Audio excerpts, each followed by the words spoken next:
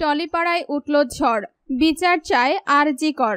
এবার মমতা ব্যানার্জির বিরুদ্ধে রাস্তায় নামলেন টলিউডের অভিনেত্রীরা।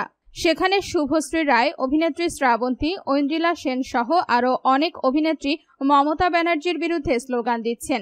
কলকাতার আরজি কর মেডিকেল কলেজ ও হাসপাতালে নারী চিকিৎসককে ধর্ষণের পর হত্যার ঘটনায় ভারতের সুপ্রিম কোর্ট স্বপ্রণোদিত হয়ে একটি মামলা গ্রহণ করেছেন।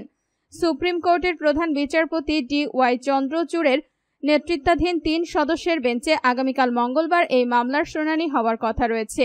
বেঞ্চের অপর 2 সদস্য হলেন বিচারপতি JB পার্দিওয়ালা ও বিচারপতি মনোজ মিশ্র।